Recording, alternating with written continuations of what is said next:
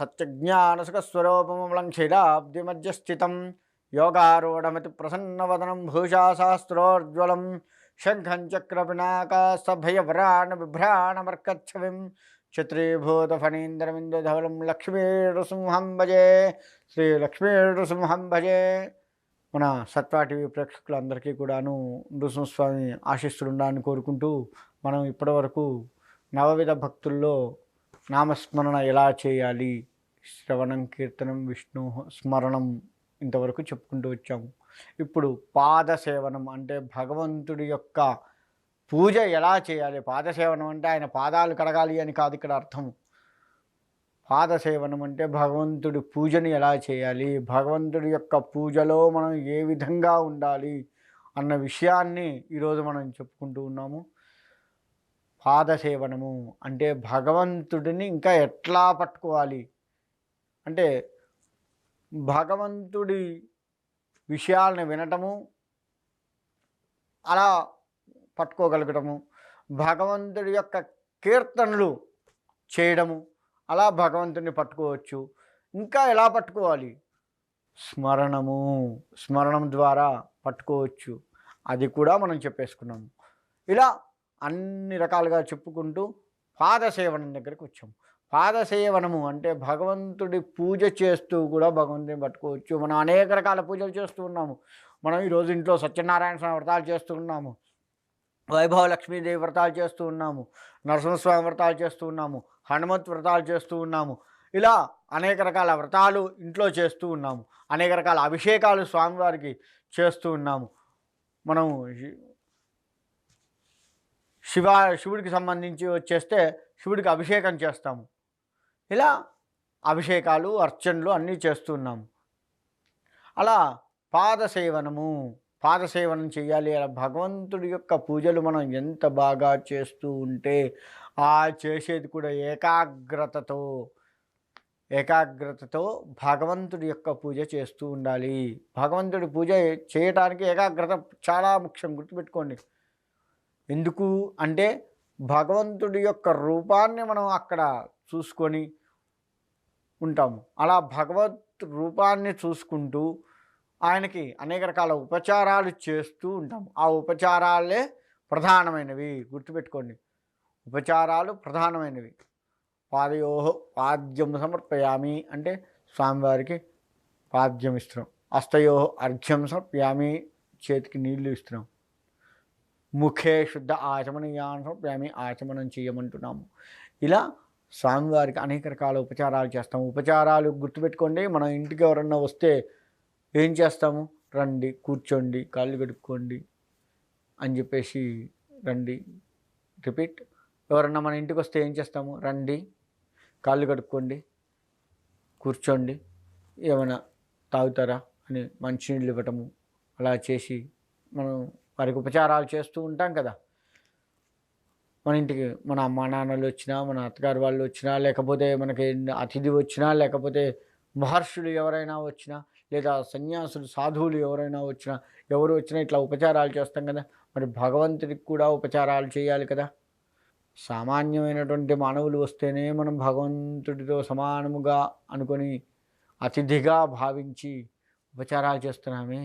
మన ఇంట్లో కొలువై ఉన్న మన ఇంటి ఇలవేల్పు కావచ్చు, లేకపోతే మనం ఆరాధించే దైవం కావచ్చు, మన ఇష్టదైవం కావచ్చు, ఎవరైనా సరే ఆ స్వామివారికి పూజ చేసేటప్పుడు ఆ స్వామివారి యొక్క పూజ చేస్తూ ఉన్న సమయంలో ఇంకెంత జాగ్రత్తగా చేయాలి, ఎంత జాగ్రత్తగా ఉపచారాలు చేయాలి.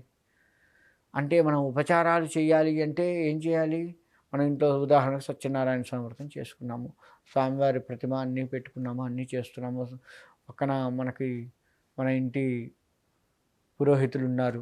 ఆయన చెప్పేటువంటి మంత్రాలని జాగ్రత్తగా వింటూ, అంటే ఇక్కడ శ్రవణం చేస్తూ ఆయన చెప్పే విషయాలను వింటూ ఆయన ఎలా పూజ చేయమంటే అలా చేస్తాం. సొంత పెత్తనాలు ఎక్కడా కూడా చేయకూడదు. మన ఇంటికి పురోహితుడిని మన ఇంటి పురోహితుడిగా ఎందుకు పెట్టుకున్నాము, ఆయన ద్వారా మనం భగవంతుని యొక్క సన్నిధికి చేరాలి, ఆయన ద్వారా మనం ముక్తిని చేరాలి అని చెప్పేసే కదా.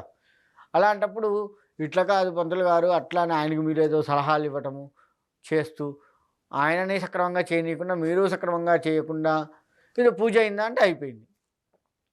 వచ్చారు, నలుగురు వచ్చారు, పూజ చేశారు, అయిపోయింది. వాళ్ళకింత తాంబూల సత్కరణలు చేశాము, భోజనాలు పెట్టాము, పంపించాము. ఈరోజు బాగా చేసుకున్నాం పూజ. ఇదా పూజ? ఇదా పాద సేవనం అంటే భగవంతుడికి?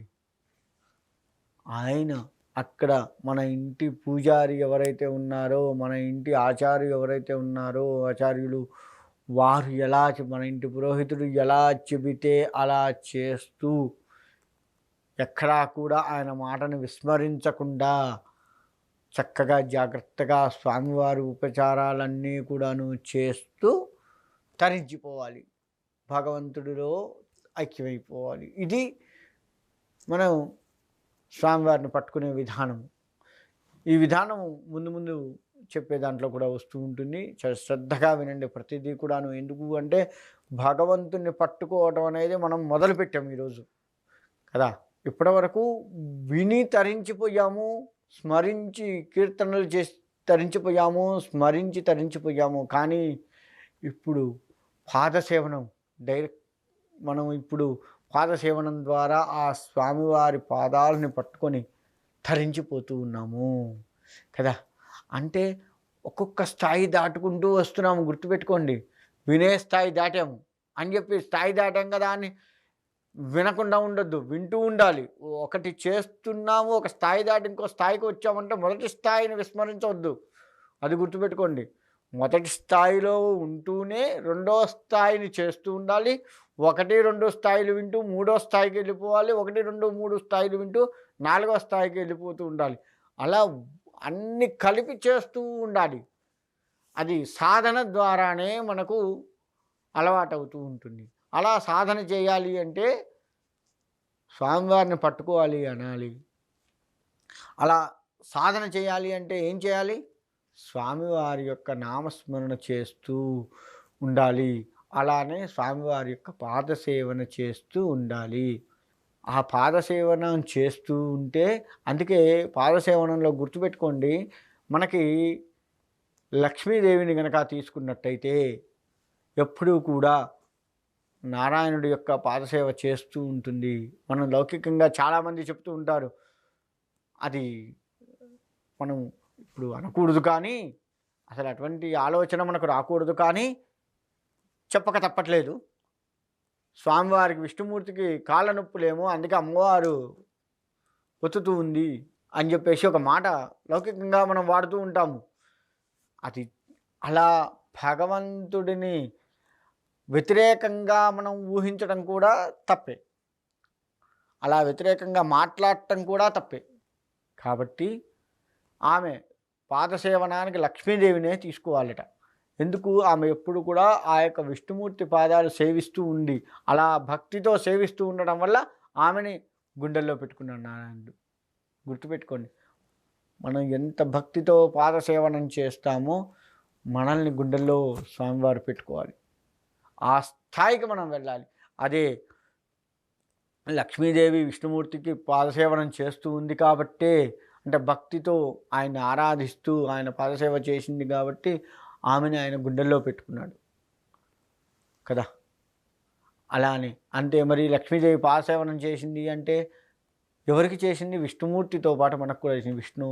విష్ణు పాదో వస్తే విశ్వభూతాని అని చెప్పేసి మనకు మంత్రం ఉంది. అంటే విష్ణు యొక్క పాదాల దగ్గర మొత్తం కూడా విశ్వం మొత్తం కూడా నిమిడీకృతం అయి ఉందట. ఆయన పాదాల దగ్గరే మన విశ్వం మొత్తం ఉందట.